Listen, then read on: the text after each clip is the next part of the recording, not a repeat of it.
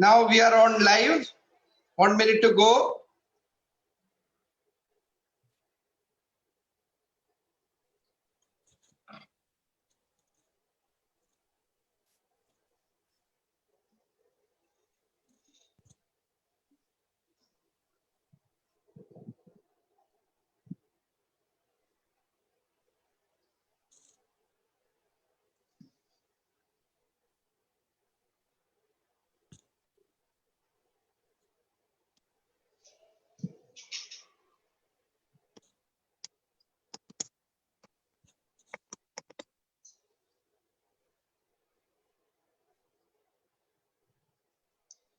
So very good evening to all the participants. Let us start with a 10-second prayer, silent prayer.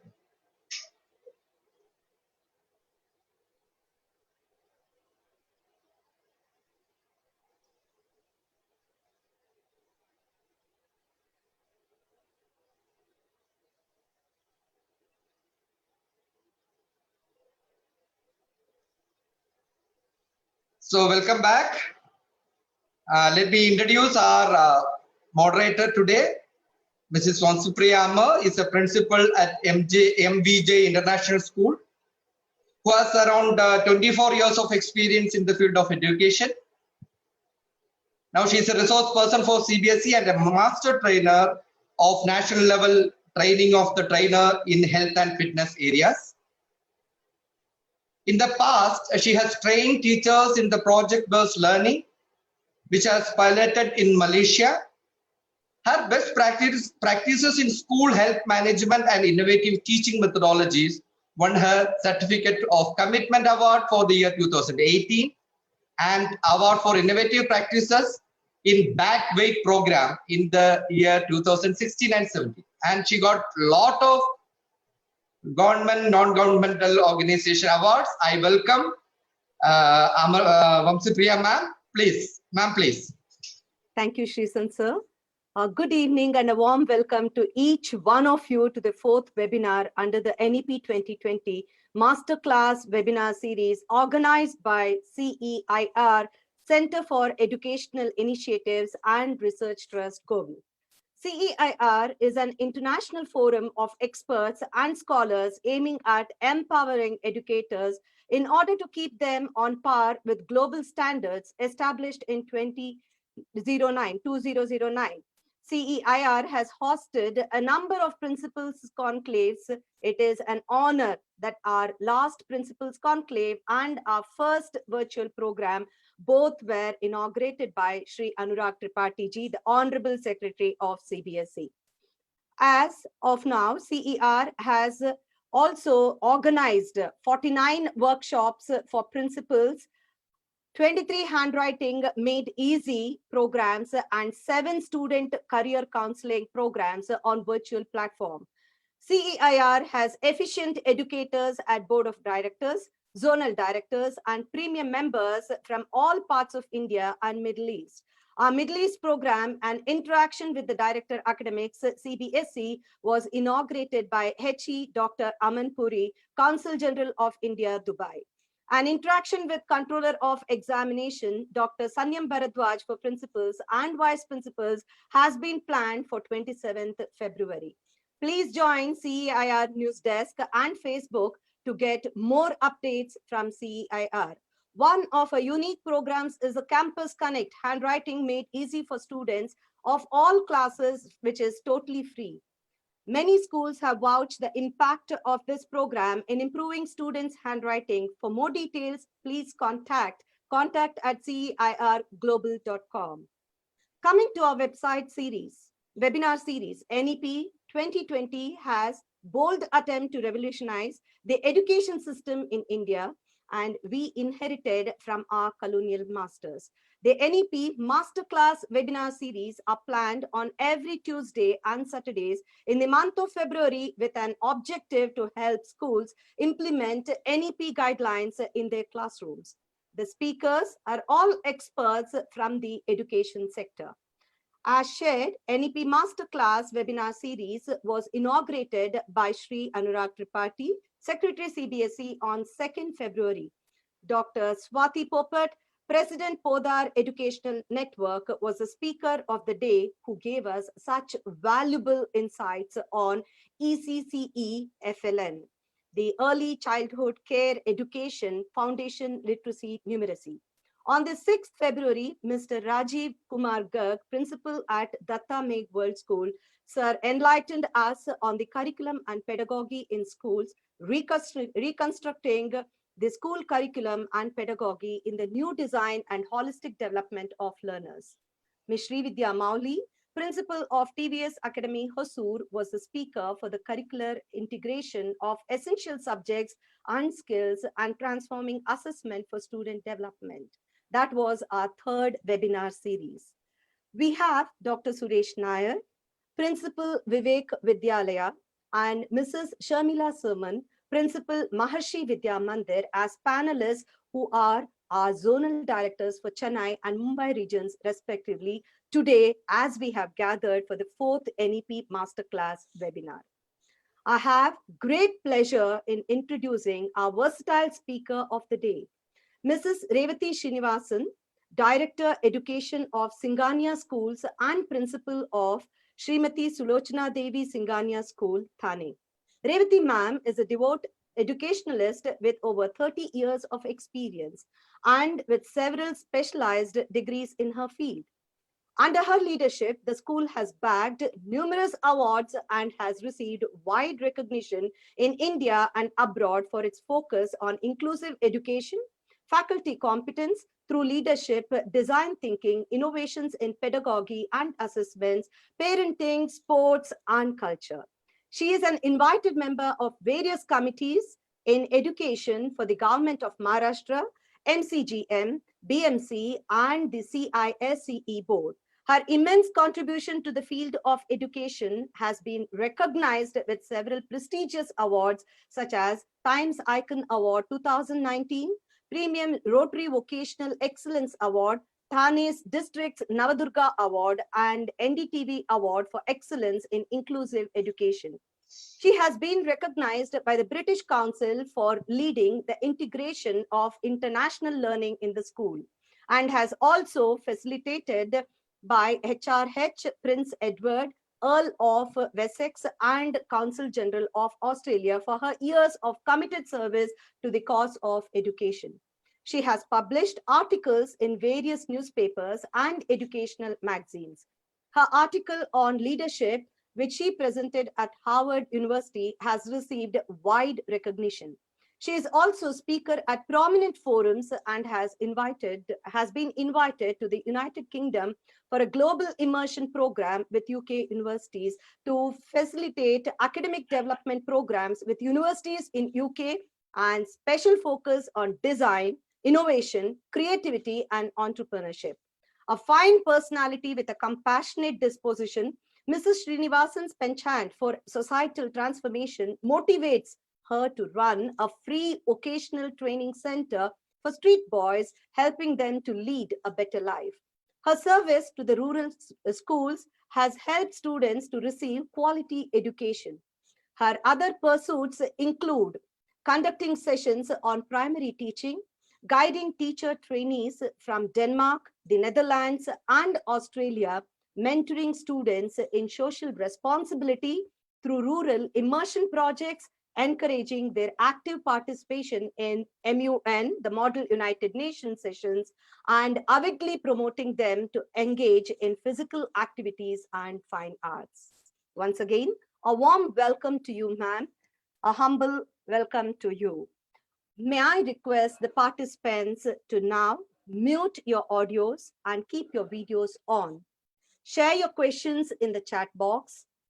Please note, those who wish to receive a certificate will have to attend minimum 5 webinars and also submit feedback form, which will be shared towards the end of the session. Over to you, Revathi ma'am. Welcome once again. A hearty welcome to you. Thank you very much, Vamshipriya ma'am, for a wonderful introduction and a very clear picture of what CEIR has been doing with the NEP series. So very good evening to all the participants of this webinar. As I see, we have already touched crossed the 1,000 mark. And I'm sure the others are getting onto Facebook. And if you haven't, you could go onto the Facebook Connect.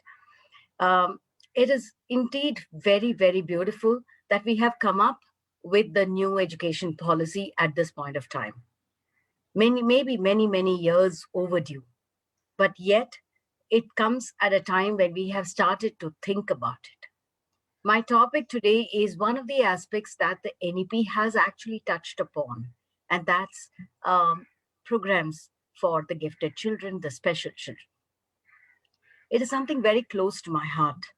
I don't know, 30 years back when I started to teach, and my very first assignment, I walked into the school and there was a little toddler who walked in along with me.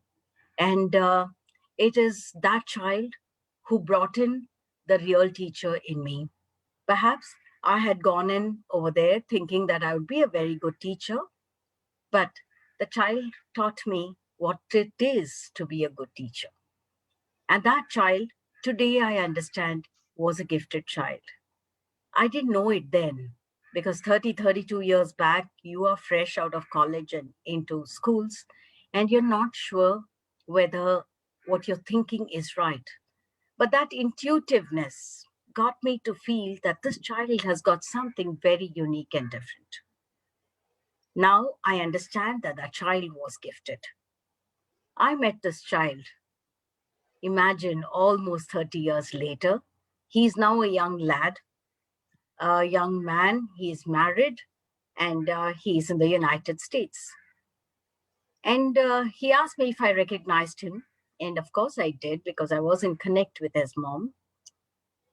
And we sort of unraveled his journey. And one of the striking things that he came out with is that the best part of my life has been the way I was guided. I knew very well that I had to fail many times. And I should have the ability to accept that failure, even not just once, twice, or thrice, without being dejected. That was, I thought, coming from a 30-year-old young boy and coming back to tell his teacher, this is what I learned. I thought that was a beautiful beginning to make for this. Hence, my topic today is not about gifted children and the theory behind it, but it is going to be reflections on giftedness. And that's why I've called it. What I'm going to be doing at the end is I'm making teachers understand children better. And it's going to be more where I'm going to share experiences, breaking myths about giftedness, and all the practices that we can do in schools and at home, because I'm sure that there are many parents watching as well. And how can we support our children who are gifted? So that's going to be it. And let me tell you that this is such an important and integral part of learning today. And as teachers, when you're doing your B.Ed programs, I hope we are going to be introducing all these aspects of inclusion in our curriculum, because that is going to make a better teacher out of everyone. I didn't know it then, as I mentioned, but I learned it out of practice because I just wanted to connect with my children. And I think it's not necessary that you are always a trained teacher. And I must admit, I'm neither a special educator nor I'm an expert in on gifted children. But I certainly have practiced and continue to practice it today with all my students. I have 10,000 students in my schools, and I practically know every child who is special. And this connect, whether you're a principal, whether you are a teacher, you must have with your children. So on that note, let me say, I'm going to be sharing these experiences. Yeah, can I have the next one? Next slide, please. Ma'am, you are muted. Sorry, ma'am. You are something. Correct. Now it is fine. Now it is.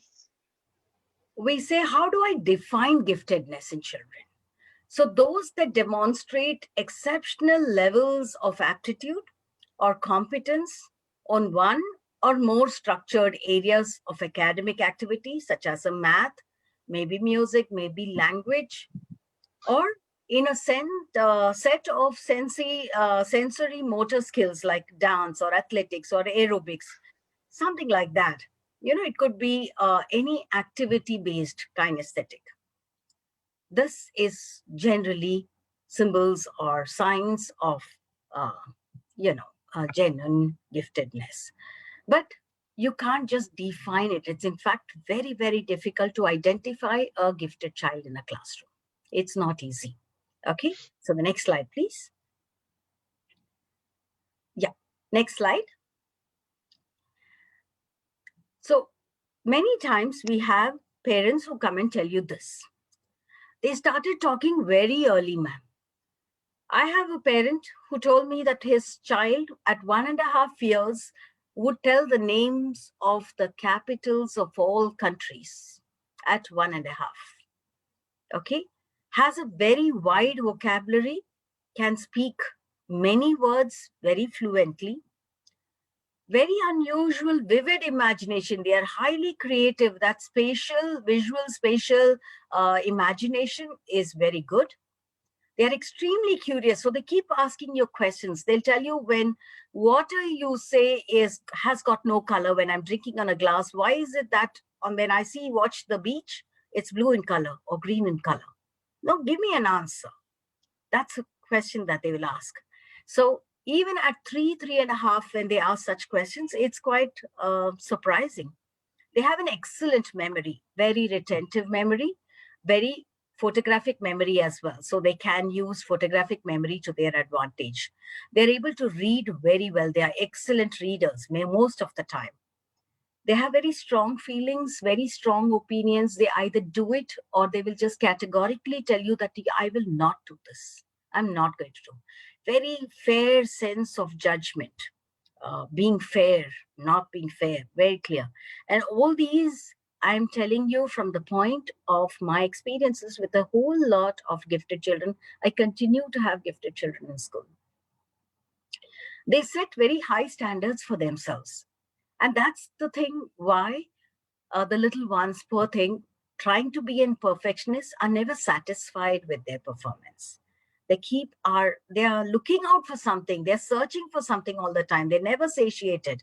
Whereas an outsider may say, wow, and I know of parents who have told me, ma'am, what for them? They have such a gifted child. Okay, that's a normal sentence that people say. Giftedness is sort of associated with wow factor. Okay, and start making people believe that they have really got some magical wand by which your child is going to be the super success guy. That's what the general feeling is. They do not know the difficulties that a gifted parent, a child's parent, will be going through. While I speak all this, if you do have a gifted child at home, I don't want you to panic. I don't want you to ever be worried about it. Everything is a part of our lives. They are insightful, they are intuitive, and they have exceptional talent in one or more fields. And you can see that. You will see them way ahead of the others in the class. Okay? But that is the reason why we should be concerned, because there's a general tendency that we don't give that child to read in the class because he's already a good reader. So what do we do as teachers? We tend to motivate those who are not reading at all to read. Okay, motivate people who are not otherwise performing to perform. They get all the motivation, they get the claps, they get the applause. They'll be made to stand in front and say, children, all clap for him. See how well he's done it. Okay, failing to see that this gifted child also needs recognition. That's very important. The next slide, please. So I'm looking at how are we going to be identifying these children. Okay, so when I look at it, I see it like this. The first one is just pure observation, and observation of exceptional abilities of children. Like, for example, we see them very distracted. That could be one. But at the same time, you can also see them very good at something. So again, I'll share examples. As I talk, I'll give you examples from my own school, so you will be able to identify and sort of synchronize that with your own and share that experience as well. So this little boy was so very good with an exceptional ability. An exceptional ability of able to sing all those 1920s, 30s, 40s songs, film songs. Okay? And good at it. You could just give him one word and he would be able to start right from. There was another in another section where we realized that the child was very good in math. Today he is in my standard 2, but when he was in junior KG, he could very simply, very comfortably do 3-digit multiplications with 2-digit. He could do 3-digit, divided by 2-digit. Okay, so he could do divisions. Additions and subtractions were always 4 digits. But he was very restless. He walked around in the class, never got along really well with the students. In the first case, was the child gifted? My answer is no. The child was talented. Okay, so you have to be, as teachers, be extreme. That's why I put across in the first part in the previous slide when I mentioned that is a child gifted or is a child talented? Okay, and there is a very, very fine line of difference, according to me, between being gifted and being talented. Being talented is where we saw the talent and we started to hone his skills in that area. Now, this comes very naturally. Okay, so one has to be very, very clear about it.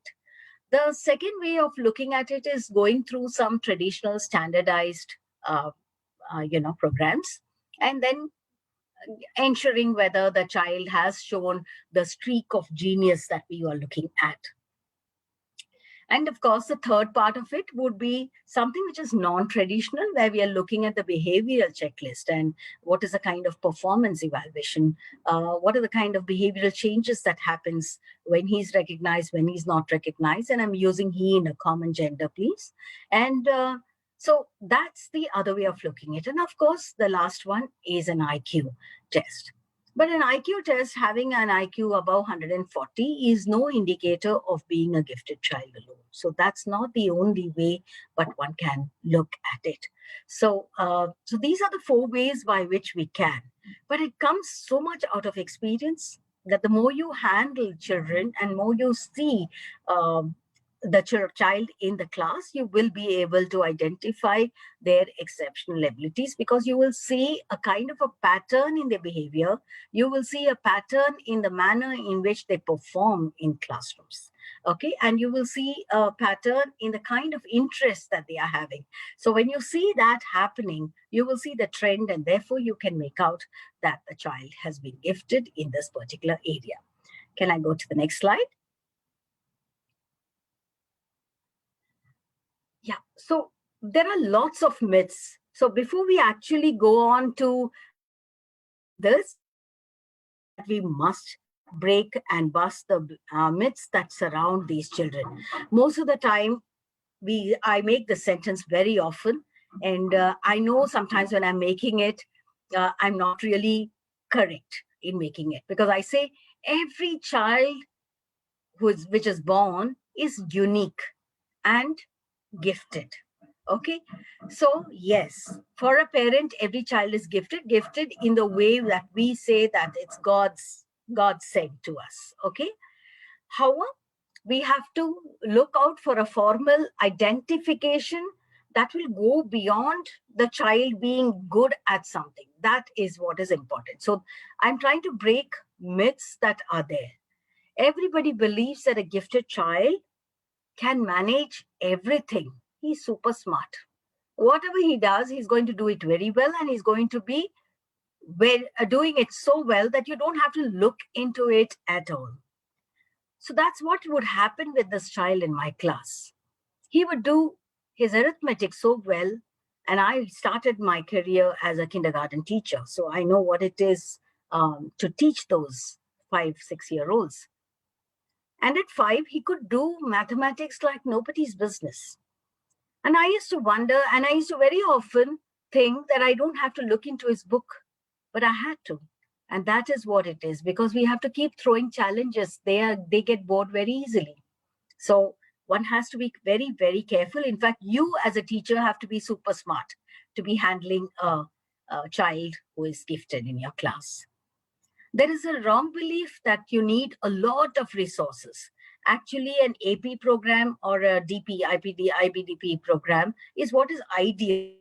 It is kind of elitist. That's a general feeling. And the answer again is no. What the child really needs is a lot of space, a lot of materials strewn around over there. He'll try and make something out of it. So he doesn't really need something which is really very good. So one doesn't have to go and get him a Lego set to prove that he has got the mechanics in him. No, not at all. And similarly, it is not that he can't do a state board curriculum. He can do that also very well. All that you need is a very good teacher in classroom who can sort of stimulate an learning environment that will bring out the best in the child. And there's also another third myth that says this child, gifted child, will always succeed in life. Never.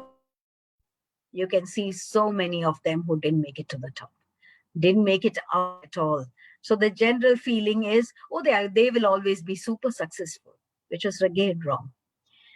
Can't be gifted if they have a disability. They call them 2E, that is dual exceptions. Okay. Sometimes but the only care that we have to take is there are two paths to it. One is being gifted and the other is a disability. It could be a learning disability. Supposing the child has a learning disability or got dyscalculia or dysgraphic. There's a general belief that you can't, when you're having dual, then it's super. Okay. But let me tell you, in reality, what happened with me was I didn't realize that the learning disability sort of overshadowed and covered the giftedness. So it overlapped to such an extent that the child who was gifted, the giftedness got to the background, and everybody handled the disability component. So, that is something that everybody has to be very, very clear about. And there's again another belief, again another myth that says, if you have a gifted child in your class, be sure your class average is going to shoot. Okay, it's going to be high. So when there are schools where you do sort of cover and weigh one class average with the other and try and see what can be done to pep up the class average and teach them better. So they consider the child an asset to the class. Yes, every child is an asset to the class. Let's understand that first. So to me, every child is an asset. It's not just the gifted children. Because you don't have them, we are not there. And the best in you comes out because you have challenges in your classrooms. The best in you is not innate in you. We are a function of our own innate qualities multiplied by the environment that we have. So we are a function of that. So that is the reason why the best in us comes out only when you have challenges in class. So don't ever wonder whether you have an average class. I have heard this sentence many times. This year, I've got a very average class. Last year, I had a bright class, and this year, I have a very average class. Let me tell you, there's nothing called average class. You can be good in maths. There are kids who can be good in math. There can be kids who are very good in languages, but may not do math as well. There are good children who are very good in languages, but cannot perhaps do even their, craft and art and things like that. There can be children who are very good in math and sciences, but have no interest in sports at all. So you're good in one thing, you may not be as good in that something else. So you cannot average it out and say you have a class which is average. Okay, so that also I would like to is a myth, and I would want that to be removed. So everybody believes that these children love school, and they are fine in a regular classroom, and they adjust very well. They make their friends. It's not true. They need time, they need coaxing to get into a group. Sometimes they mix very well, but they may not make friends as well. So we will have to consciously make groups for them and involve them in an activity. You can't tell them, here, this is Rajesh, go and meet him. See, Simran is here, come and say hi to her. You can't say that. You have to introduce them and make them work as a part of a group activity. And when they do meet people who match their standards, they are able to adjust very well. Otherwise, very often they are not able to adjust. So that is something to be careful about. And also, there was one more that I'd like to mention, is that they are very intelligent. They have no emotional and adjustment issues. Again, it is a myth. They are they are intelligent, definitely, no doubt about it. And because of that, there's a general belief that everybody will get attracted towards them. They will be praised in the class, and therefore they become kind of an icon for their friends. It's not true. When they are young, perhaps they may look up to them and say, okay, you do it, you do it. As they grow older, they don't get that kind of support. In fact, sometimes you will hear children teasing them and say, Paraku, or they may say Pandit, those kind of words that can be just, sort of pinpointing at them. So that is the reason why they have adjustment issues. They need to be sort of brought into a group. And as they grow older, perhaps they are very clear that they can choose their groups. So again, that that inclusion that you're looking at may not happen. So as teachers, you have to very consciously establish inclusion in your classrooms. And the other thing, that all gifted children have similar characteristics. They are extremely similar. They are the same. No, there is no sameness or commonness at all. Okay, every child is different, differently unique. And even among gifted children, even if two children have got a gift for math, please understand that they will be two different in nature. So one has to deal with them very, very differently. But what is really important for teachers to do is to empower all these students to share and integrate diverse work and study practices. When you do that, then you can get them together. And that is the crux of having gifted children in your classroom. Yes, the next slide, please. So I've taken three aspects of it. You can even add the creative component, but I would like to take just three, because the creative component, I know we can always add, because I mentioned to you that they're extremely creative. So they have this visual spatial understanding. So I think they will do, you can understand that's an integral part of them being gifted. But where I see it is when it comes to cognitive is they have very high levels of abstract thinking. So this child who would walk into my office, he was a child who had no fears at all, very good in his math, as I mentioned, a senior KG child who could do 4-digit, 3-digit multiplication and stuff like that, but could not sit in the class. So after every 2 periods, he would tell the teacher, can I go to Principal Ma'am's room? So the teacher would say that, why do you want to? No, I need to discuss with her something. Okay, this is how this little, imagine 4.5, 5-year-old child would talk to the teacher.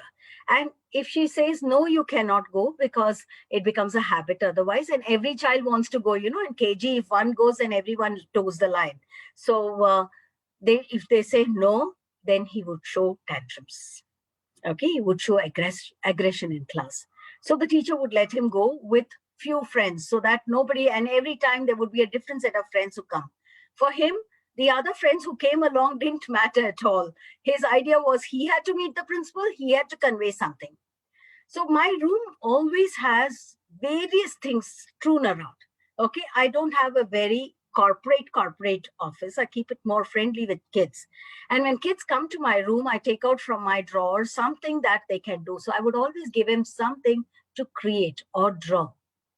And you'll be surprised the kind of drawing. So if I'm talking and if I'm in a meeting, I don't mind children being there. So if I'm discussing, for example, a particular day, I was discussing with the Assistant Commissioner of Police Traffic, okay, about the buses and, the traffic outside. While I was talking and giving him, narrating our problems, this boy was busy drawing. And I was wondering what he was drawing all the while. And you won't believe he actually drew what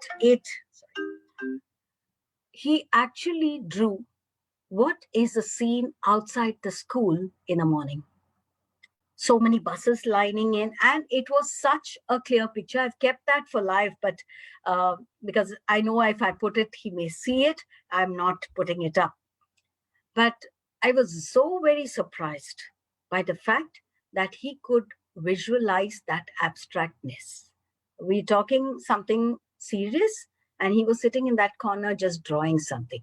And it showed exactly how it is the children are crossing through the zebra crossing, the buses coming outside, motorcycles coming inside, and all of that, little vehicles. So that's abstract thing. And you give him something vague, he will create and concretize the whole thing. I mentioned that they have very large vocabulary. So they are people who can tell you a story very, very well. They can narrate a story well. So this little kid would come into my office and say, can we just go on to Google? So I would type out, what do you want? He would name a story, say the blue umbrella. And then at the end of that age that he was, he would read the blue umbrella like a 7th standard child would read. That's the level. And it used to be a pleasure for us to listen with the right expressions with him. Many times he's done it, but we never wanted to just highlight him because the other children then feel left out. So verbally also, they are very gifted. They speak words very well. There is always a curiosity, wanting to know more about it. Why did he do that? So he will narrate an incident to me and say, Principal Madam, tell me, when teacher was in the class, why did he do that? Teacher said not to do, then why did he do that? So I'm supposed to explain to him the psychological component that when teacher says something, there's a natural tendency for people to sort of rebel, But he would understand that. That was surprising. And the other part of it was stories that he read was good, big stories. But he would remember it. If I know, because I design textbooks for our school, and when we are designing, one formula that I always tell teachers is that when you're writing a story, ensure that we move from left to right in one sentence, and that we don't move to the next line, because a 5-year-old, is comfortable reading on one line. He goes to the next, he forgets what was there in that first part. But this was a boy who could just move on to any, even if there were 3 lines, and that made one sentence. Advanced comprehension is what I talk about. Okay, very critical thinking that child has. And very focused on goals, very clear. When I do this, I'm going to design a car. And this car will be a car, and this is what this boy told me. This car will be a car for the disabled people. Because my father he has a limp, he's got polio. So I want to make a car and design a car that will be good. And it should not look like the scooters, which are 3-wheeled and 4-wheeled, which take people, which is kind of driven by people who have got polio or have any kind of disability. I want it to look as posh as the Mercedes. He used to say that in that age. He's now only in 2nd or 3rd. I'm certain the focus that he has, he will, take that forward. What about the affective domain? The very sensitive children. So they get very easily hurt. They get easily frustrated. You tell them, give them 5 sums and say, now do it. And then he would do the first 2 and would not do the next. You will see children in your class like that. Why? Because it is frustrating for them to do something. Right. And being very self-aware, knowing what their moods are like, what people are like, but great emotional depth 22. and intensity. So they have high levels of moral judgment because they are able to say what is right, what is wrong, what should not have been done, what should be done. Okay, I don't think he would say this way. I don't think it's right to do this. So I'll give you a simple example. We don't declare holidays when it's it rains heavily. So one day he came to me and told me, today it's a very bad day because it's just raining very heavily. There's water everywhere. Why did you not declare a holiday? Now imagine a 5-year-old coming to ask the principal why she did not do what she ought to have done. It requires a lot of courage. But they're idealists, basically. So they would like to see, because they are seeing other schools close. So what I'm trying to tell you is that they have a great sense of judgment. Then this child tells me that there are many areas where there is waterlogging, so children may not be able to come. So it's a sense of fairness that you can see. Okay. And then I had to explain to him how an institution functions and how individually parent can take calls. So behavior wise also, you can see that high levels of energy, they're very, very spontaneous in nature. It's a pleasure talking to them but at the same time, while they're talking to you very highly motivated, with a lot of curiosity around, they'll suddenly their eyes are roving and then they will ask you, what is this? Why did you keep this over here? That kind of thing. They will ask you so many questions and they never satiated, never satisfied with an answer. And the high levels of frustration as well, because they sometimes feel that they're not getting what they wanted. As I mentioned, supposing you give them 5 sums and tell them, now, after you solve this, I'll give you something more important, something more difficult. They lose interest after the second one, and you cannot bring them back again to solve a difficult sum. So there's nothing that's monotonous that can come to them. You have to keep throwing challenges. And I believe, and this is how I tried out. I don't know whether I'm right also, but I would throw the more difficult questions first to that child. So you have to have a kind of a differential instructions happening sometimes. Okay, and that is very, very essential for a teacher to identify, because such children can be volatile. They are so spontaneous. Their interest drifts away so fast. So all of that will make them do what they're doing. Okay, so next one. So what should schools do, or what should schools put in place? I think the first and the very most important thing is to create a learning environment, identifying an exceptionally able early on. So supposing you find a child who is, sorry for the A and An is not there. Okay, so if we find that you are having a child with different characteristics, exceptionally able, spot it early on. Don't wait to say that 3.5, 4.5 is too young. Maybe when they come to first or second, we can identify, not necessary. So I think it's better that we create this learning environment that is super when it comes to identifying children. The second is that all teachers have to have training. And this is something that the schools should invest on. They should have special education teachers also. There is a general notion that if they are special education teachers, they can handle everyone together, be it children with learning disabilities, be it autistic children with autism, or children with other difficulties, or with children with who are gifted as well. No, not necessary. So sometimes you will come across cases where a teacher who may not be even trained, okay, but is able to do because of the understanding of the child.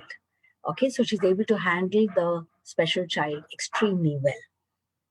Design comprehensive programs and services.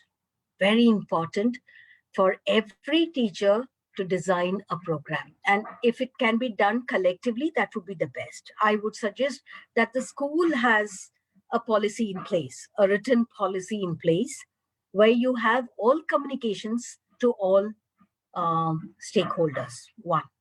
Second, you have the written policy which says that every teacher gets trained, and you don't have to be trained so much in understanding, but being able to understand children is one of the primary responsibilities of every teacher.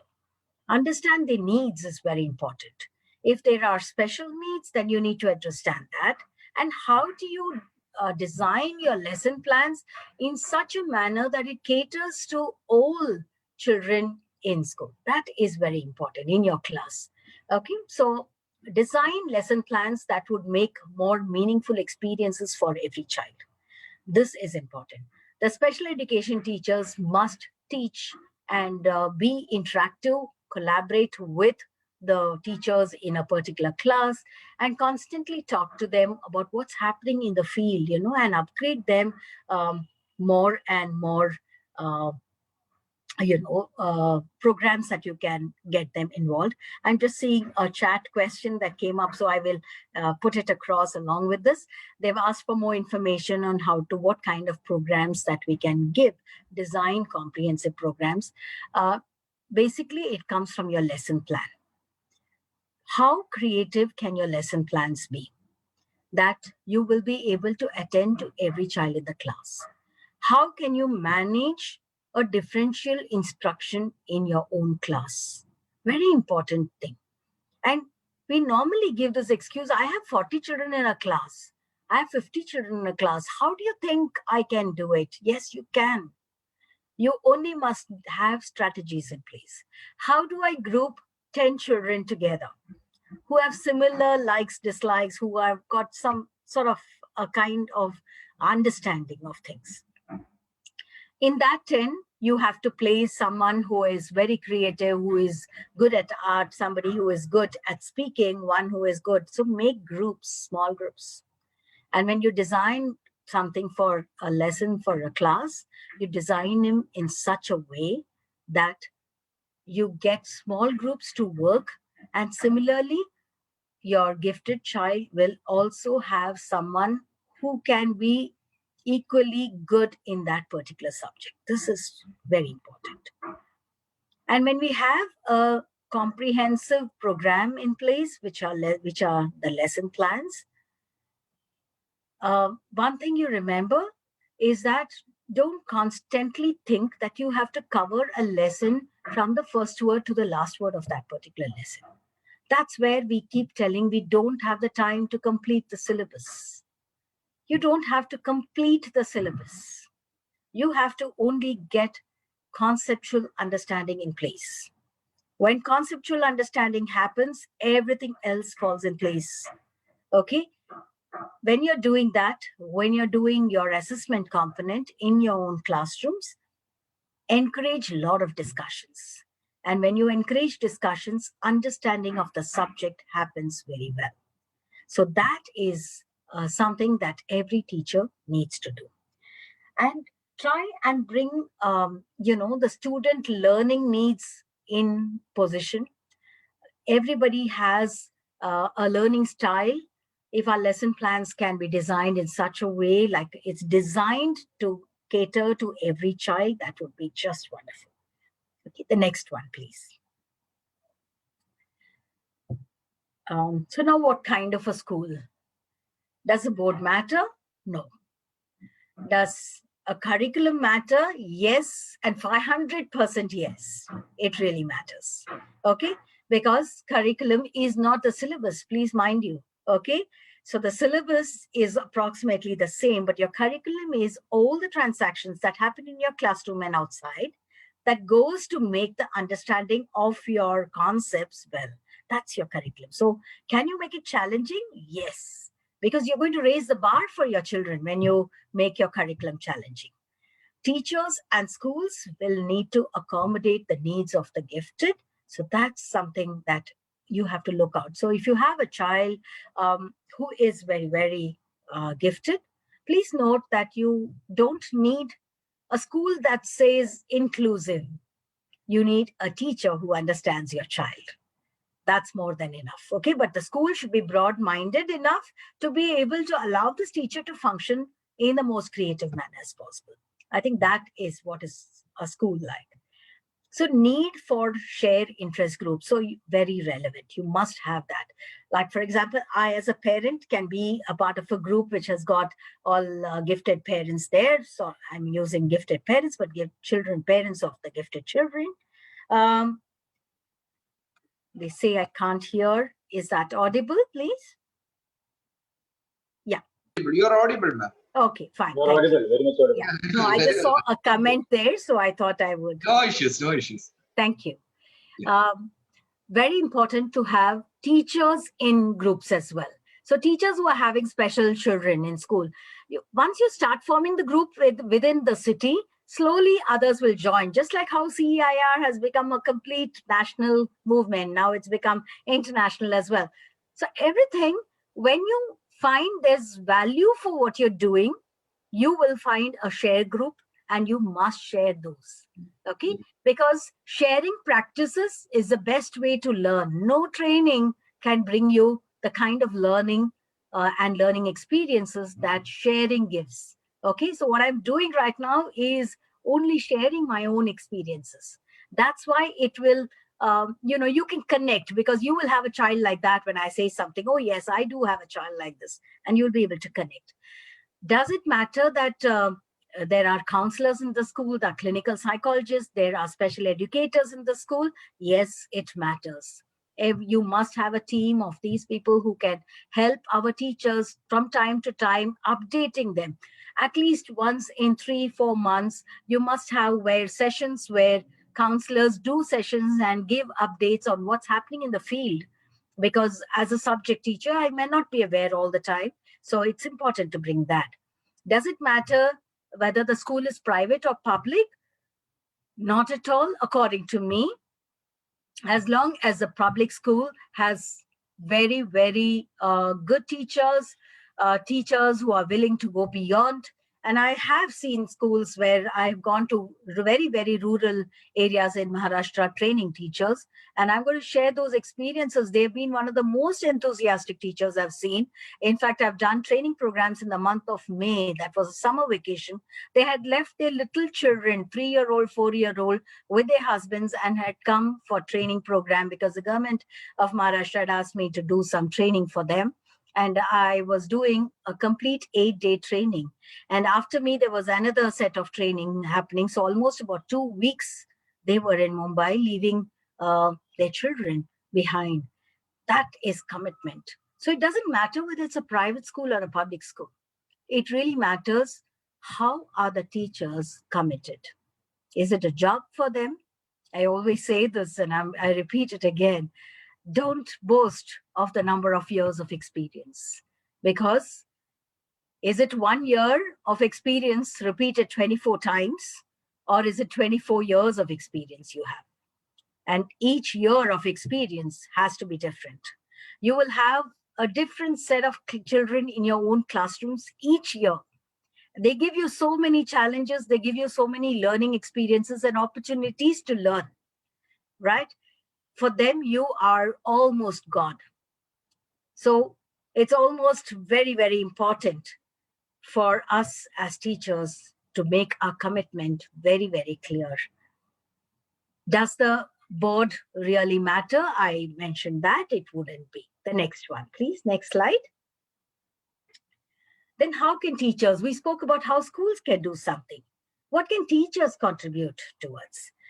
Okay, so you can have your teachers design appropriate learning and performance modifications. For example, you can give different kinds of papers, assessment papers. So for a child who's gifted, you can give a little more complex paper.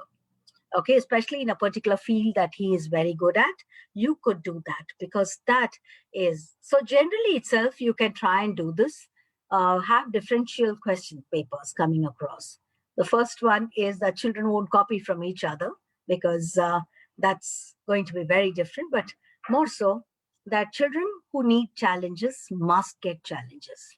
Otherwise, they will drop in their performance.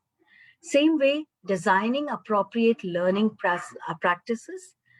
Let's take the children outside.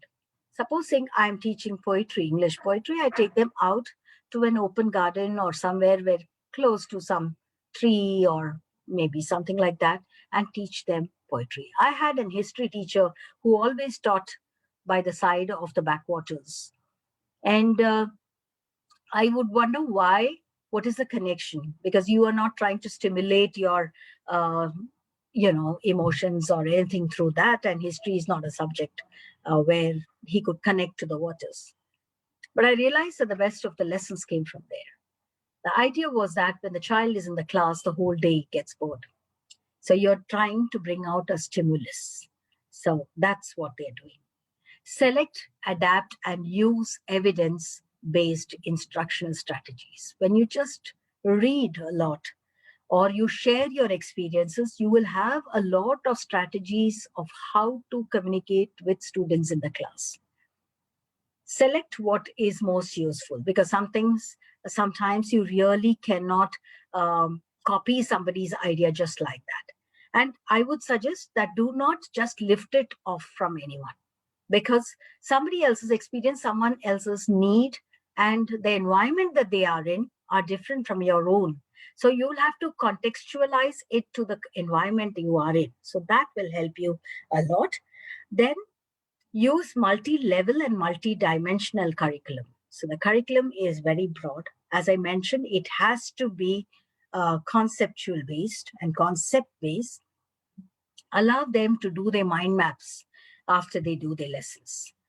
And you will see the mind map of this child being very different from the mind map of other children sometimes, especially in their area of interest, okay? And for a subject that they don't like at all and doesn't challenge them, it's not about likes for them, it's about being able to challenge them. Then they may not even do that mind map. So get them to do as much as possible within the classroom. Considering parental input, do talk to parents every now and then, because that parental guidance, how are they in their homes, how will help us strengthen their emotions, okay, and help them to sort of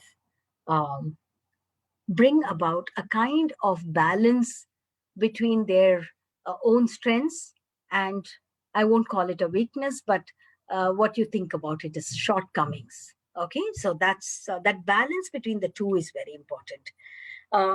We also can share amongst teachers our experiences which are positive and which did not give us positive results.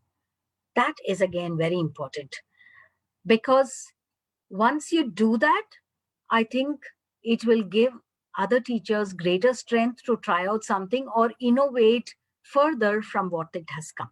Okay, the next slide, please. How do you think and what makes us believe that teachers can make that difference? I think what really makes a difference is a training. How do I see the child? How do I see the gifted children? Okay, do I see them as super, or do I see them a class that we need to put all gifted children together so that we can handle them differently? My answer is a big no. Do not put all the children together. The children have to learn to live in a mini society. So I'm going to tell you this and you will be surprised. And whether it is your children who have learning disabilities or children who are gifted, once they enter college, nobody is going to treat them very specially. At school, they are in the initial years. So everything that you do to create an environment so that they bring out the best in them is going to have a huge impact on them in their future. So I always think, and I strongly believe that there are children who may have, to whom you will have to give a lot of attention to in the class. Sometimes it could be an ADHD child. And sometimes you may have a gifted child with special needs like these. Okay. So I think it is, again, it is what you have to identify as, can we look into that special needs of the child and can we cater to that? That is why sometimes having a kind of shadow teacher is very important, because the shadow teacher sort of individualizes the needs of that child. Yeah, you can't have it beyond a particular level. So I do understand that. So untrained teachers, I would say that please, you don't have to really get trained for this and be a special educator, but you can learn from various training programs, and you can start reading about it. You will understand them better. Teachers need to give challenging learning experiences for which we have to keep designing something new. And what you did last year, you cannot try it out this year because the needs of the children are different. So don't make a lesson plan full of things and say that this year I can use this. I can't. Okay. So at some point of time, let me tell you, as I started to say that all your gifted children, your children with ADHD, or your special children who have learning disabilities will be able to accept their shortcomings. As they grow up, when they are small, they are not able to accept failure. But as they grow up, they think it's all right. I know I'm not good at it. I know I can't do these which others are doing. For example, if there's knitting and stitching and all that, I know I can't do it. But at least I'll try and make an attempt. It's all right. And they don't want to be the best and come first. If you notice, they will not have that at all. I don't want to be number 1, 2, 3. Okay. So they also learn the second most important lesson, asking for help. They will sit down with a person whom in the class who is good to them, generally nice to them. They'll go sit down over there and say, can you tell me what happened? How is this done? And that peer help will help. And that is why we must make our class very sensitive, very sort of show a lot of empathy. So even in the stories that you tell in your classrooms, make sure, even with older children, please do not think this is only for the younger ones. As I did one experiment in school and I did some research study, and I realized that after they come to standard 8, their level of understanding a pathos in a poem, okay, or an emotion in a poetry, structurally, they understand it well because they have grown and matured, but they're not connecting to that emotion from their heart, from their soul. Okay. So which means we have to make them more sensitive and just show more empathy. So every story that you have, if we can do that. The second thing with ADHD children also, they start accepting that, okay, I'm not able to sit in for a long time. Okay, that acceptance comes in. So they understand and accept that they are fact that they are pretty disorganized. Okay, and it's all right. That's what they do. But I will learn to deal with this over a period of time. This is what most children do. And I'm sharing this out of personal experience. I know many of them have now come to 10th standard. One of them has just written his 10th and did very well for himself. And that's exactly, he used to read so well. Such a charming child and very intelligent. And initially, let me tell you, we didn't identify that he was a gifted child.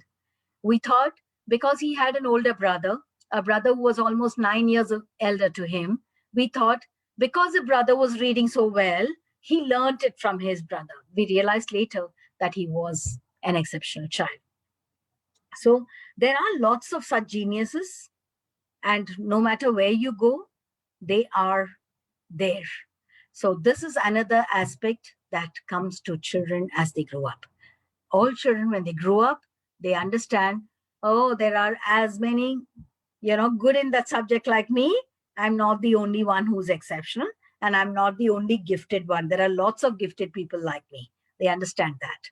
They also understand that there are people as fidgety as I am, or as, untalented by the way of art and craft as I am. And that's also all right. So that acceptance comes to them very much. But that comes when we as teachers we as a school support them during their early years, because then that maturity and the balance in their minds come in very well. So I'd like to say that higher order things, thinking, analysis, interpretations, those are kind of questions you can give these children. For example, what do you think would have happened if it rained Coca-Colas? Is an essay that they would like to write. To a class, you can say, write an essay on a day that what happened when it rained very heavily. Okay, but for these people, they will write it in one sentence and give you an answer. When it rained very heavily, there was a lot of water. That's it. And the essay is over because they don't want to think about it. But if you say, what if happens if it rains Coca-Cola, they'll write a beautiful essay. Okay, and that's what is the difference, where the teacher plays a very important role. When you're giving problems, complex problem solving, give open-ended tasks, okay, so that they take it forward. I always say give a lot of word problems that has a kind of sensitive nature. For example, now you can say, in terms of if there was a flood in a particular country, so many packets of food were dropped, but still so many people were wanting food packets. How much more did this Indian government have to give Nepal government so that the people don't go hungry? Is a problem that your gifted children will want to answer just like that. Why? Because it has a human touch. It has a situation. So you need to give situations like this when you're doing your word problems. It also helps the other children in the class. Let me give you another example. You can name children in the class, their difficulties, supposing I'm just giving names just off my head. Raj grabbed the pencils from Anil's bag. Anil started to cry. Another student, so-and-so, gave him one pencil to write, but he still felt he needed. So how many pencils did all of them contribute, or something like that, even for a younger child? For an older child, you can put a situation and make them write a paragraph on that. And how would you have handled the situation if this was the problem? Okay, and you can give real life problems. So when real life problems enters our assessments or enters our classroom for discussion, you will get beautiful answers. A video assessment is a wonderful way to assess. For example, I show a video, a film of something. Maybe it could be, any of the natural calamities, or it could be something on a volcano, or it could be something for anything of these kinds. Ask them to assess the situation. Ask them to say, what are the things that the government has to do? What can the immediate community do? What can you do as an individual? So, there are 3 layers that come in.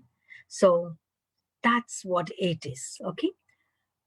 Very important to use technology. So there's this child who is very good in maths, and I'm sharing this story because I want parents and teachers to know this. Child is very good in mathematics, very good in physics, very good in sciences. He continued to study in school. As he grew up, he realized his interest in physics and all this more.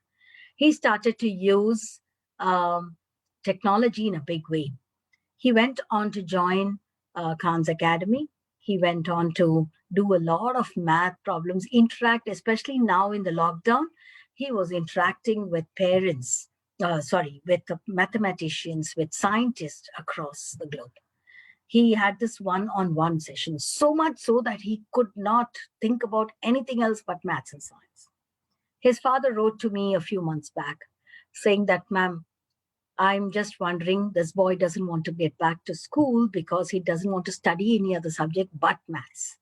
Do you think it's advisable? While I told the parent it's not advisable, and I met up with the parent, I suggested homeschooling for them as an alternative, because where the child can spend a lot more time on something that he loves, because in a school system, he may not be able to do it.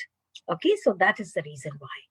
So I think that these ways are also, and as a principal, if you start looking beyond your school, you just look at yourself as a human being to another, I'm sure that you will see that Even if I advise for homeschooling for the child, which the parent has done now, I've told him he can walk into my school anytime to attend any of the other classes. I don't need anything because he's always been my child, my student. He's now in standard 8, 7 to 8. I said they can do that. But because he was so very brilliant, he really wants to pursue that.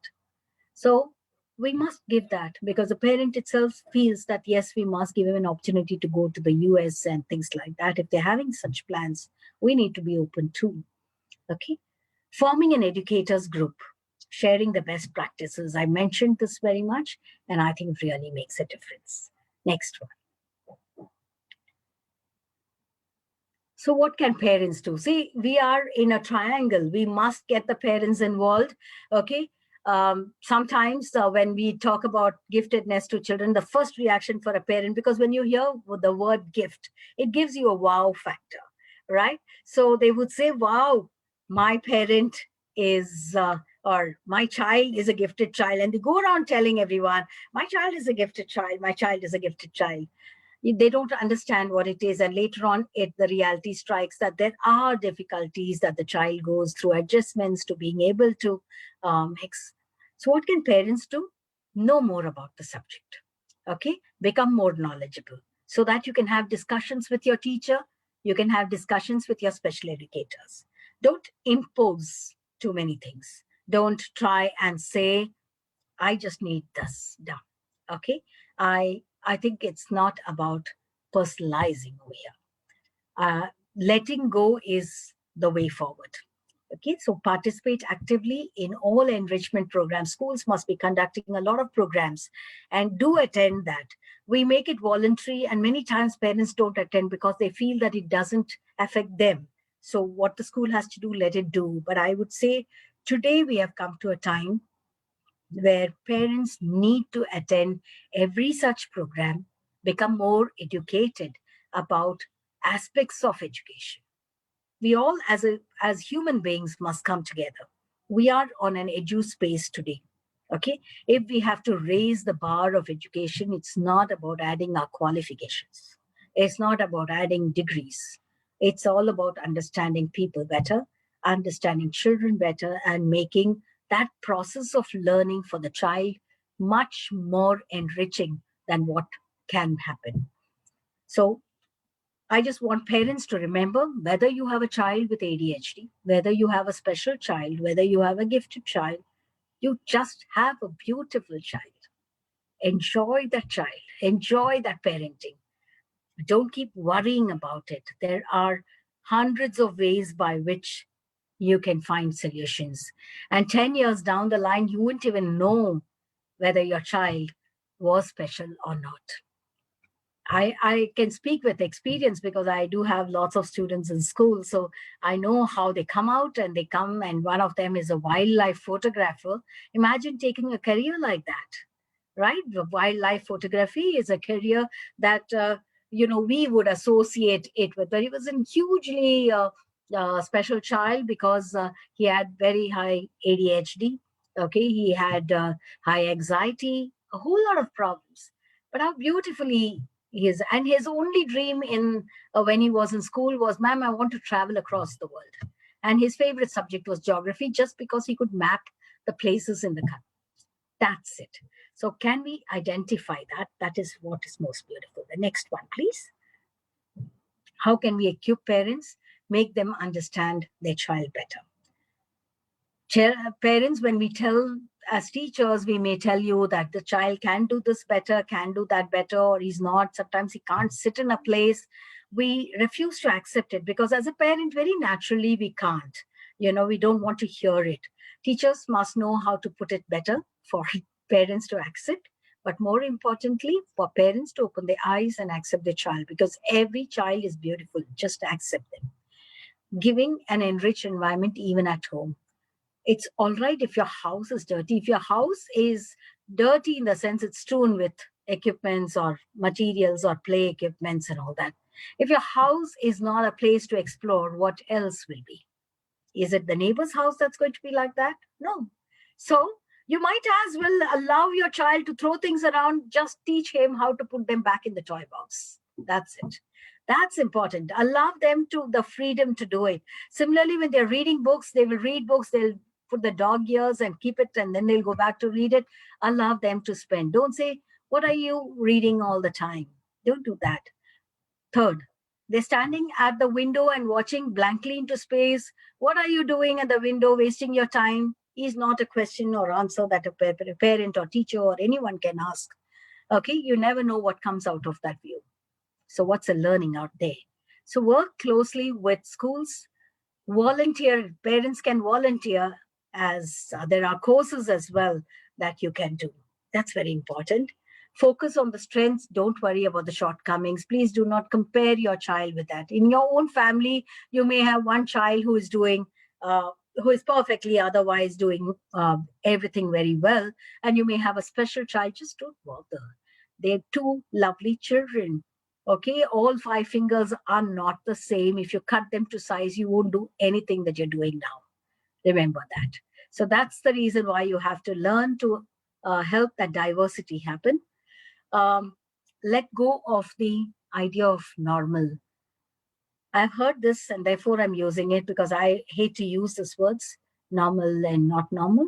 But I'm using this just to tell that sometimes I have parents who come and say, ma'am, what did I do that I didn't have a normal child? Because you have a special child, because you have a gifted child, doesn't mean the child is not normal. The child is perfectly normal. What is abnormal is the way we are seeing it. So it's our perception that's not abnormal, not the child. So I think if you start looking at it, just providing the right kind of resources, giving them the use of technology so that they'll be able to do it better, allowing some unstructured time. It's not always there has to be a structure. They go from one class to the other. That's not the way forward. Allow unstructured time as much as they have some structure. Gifted children need structure. Okay, so please remember that. So when we see a gifted child, what do we say? Yes, the next slide, please. We say he's bright. We say he's creative, smart, curious. These are adjectives that come. What is the reality? And this I say, with a little bit of a heavy heart. When you look at performance below expectations, the group that is not really realizing its potential are the bright kids. And one of the reasons could be that we have not allowed them to realize their potential. It is unfortunately so that, their difference between what their potential is and what are the facilities and what are the experiences we provided them, the gap is little too much. And that is why what they need, we haven't given them to the fullest. And that is why there is a gap between their performance and the performance of the rest of the class. So I would like to say this, that the responsibility of all of us as teachers, as educators, as school, as parents, is that we give them the environment, of course, that's good for them to grow. But we also help them to realize their potential. We should create things in such a way or experiences in such a way that they are able to realize their potential without feeling the pressure of it, without feeling the stress of it. So if you don't give them too many formal examinations, they will be fine. But I'm not saying you cannot give. Have formative and summative assessments. Have them for the gifted children also. But all that you have to do is to tweak the paper a little, to include questions that would be challenging for these gifted children. And for the children who are having learning disability, it could be sort of moderated, simpler. And for children who are otherwise doing average, allow them to answer the regular paper. So if you get this in order, and you just have to tweak a few questions, because children don't mind if they don't get 100 on 100. It's all right for them to get an 80, right? So, and that if we don't emphasize on these marks component, I think we make a beautiful world for them. That is important. The next slide, please. So this is my reflection. A teacher's purpose is not to create students in their own image, but to help them create their own image. I think all the time, as parents, as teachers, we are trying to create that ideal child who will write the 10th and the 12th board exam and do well, goes for the debate and does well, goes for sports and does well. It's not about that. What is the image that the child has for himself? If we are able to become the facilitator for that, I think we would have done it immensely very well. That is the purpose for a teacher. So my request to you, I read that again. A teacher's purpose is not to create students in your image. Create children in their image. What is it that they want to attain? I think that makes the program complete for the child, and the learning experiences that they'll remember for all through their lives. Yes, so I always call it, there is no label of giftedness. There is no label of special children. It's about labeling to get, realize their own potential. Yeah, last slide. Next slide, please.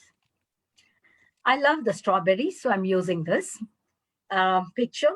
It's a feast to watch strawberries put on a tree. The red color, but did you see there were black spots in it? There's a rough texture. Some parts of it get smooth. The whole thing is very, very beautiful. And I think and it's a feast to the eyes as much as it's a feast to our tongue and our stomach. But at the same time, if you see a whole lot of strawberries that have been taken from the farm, you'll find the strawberries of various kinds, shapes, sizes, everything. Okay, not necessarily the biggest of and the reddest of the strawberry is sweet. It can be the reverse as well. We have in our classrooms children who are coming from various backgrounds, diverse backgrounds. Okay, we should not get limited to what our course demands. We should ensure that we bring in the maximum for them, giving them as many challenges as we can. That is what will help us and them grow. And more than anything else, you will start admiring the beauty. I would not have, I think if the strawberries kept in front of me, I would have just eaten it. But when I was thinking of what is a picture that actually tells my feelings in this topic, I thought this was the right one. And because it truly shows. So it's roughness, it is soft textured, smooth textured. So you will see all that. There are children in your class who may not be able to tolerate noise. There are children who are autistic. Okay. How inclusive can you make them is a very important thing that we can do. I just have a few points to say before I wind off. Do not ever confuse high ability students with high achievers at all. High ability is your gifted children because they are having the potential to do that because they are truly gifted. Your high achievers are the ones who have worked very hard, very diligently, very sincere. They copy their notes, they write everything, and they score their marks. There is a very, very clear difference. Please do not confuse yourself. Okay? No one strategy will ever fit the entire program. It says the same for no one shoe fits others.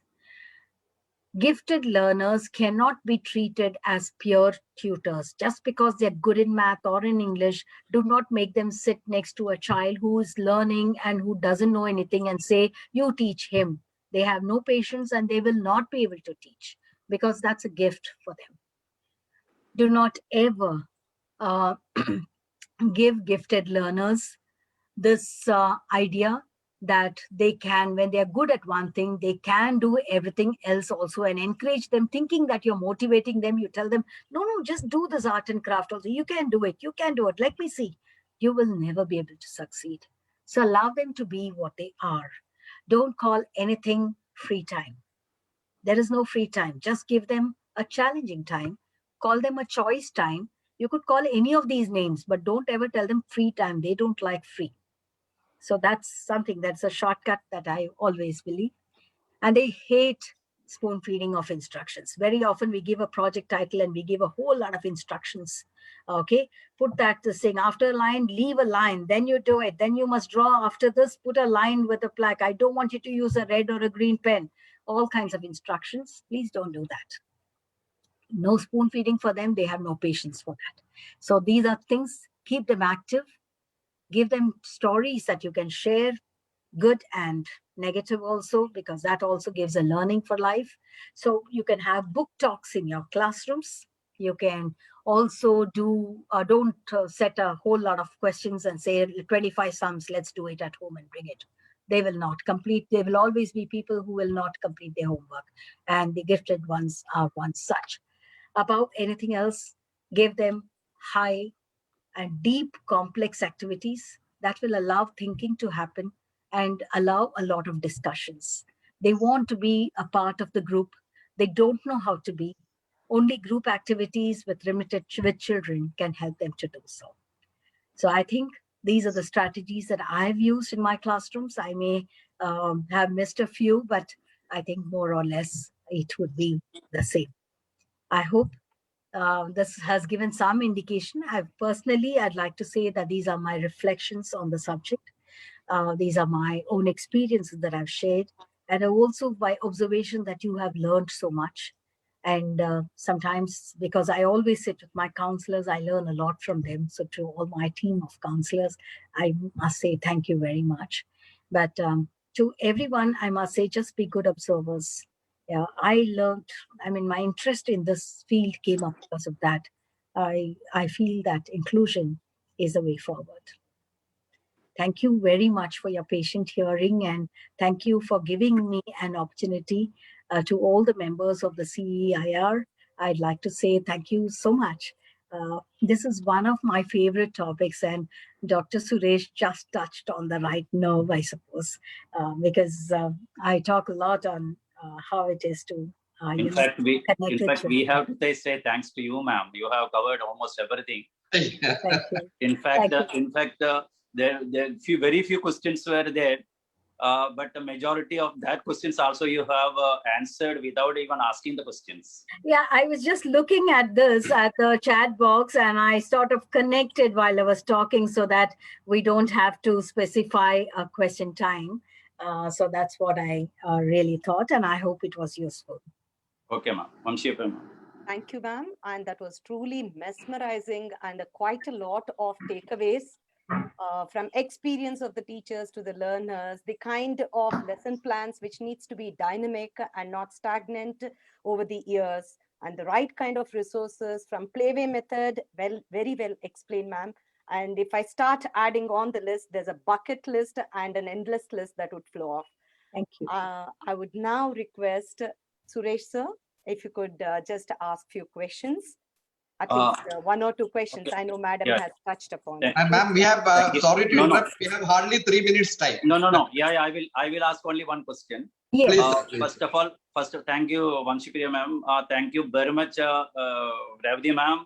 Yes. You have covered everything, which I have not given any space for asking any questions. First of all, there is no question means what? That means whatever experiences you have shared has been clearly got it by all the listeners. So there is no question. But for just to finish the session, I'll just ask one question. You can just simply give a one-line answer also. Madam, in a group of very large group of students, like particularly in aided schools, the number of students are 68, 70, 75, like that. So identifying giftedness from the group of from the talent, what you have explained already, will be difficult for a normal teacher. Am I right or wrong? It may be difficult, but I think a teacher who has a complete connect with the entire class will be able to see some streak of difference. And then you have to make a very genuine effort of meeting the child after class to try and find out. Giving them work in groups will help a teacher to identify better. Okay, and the feedback has to be carried forward from one class to the next when the child moves. Then by the time the child has finished 3 years of school, one can actually make out. So it is important, and also get in touch with parents. Parents should also keenly observe their children at home and sort of be connected with the teacher. That will help the teacher also to be able to identify.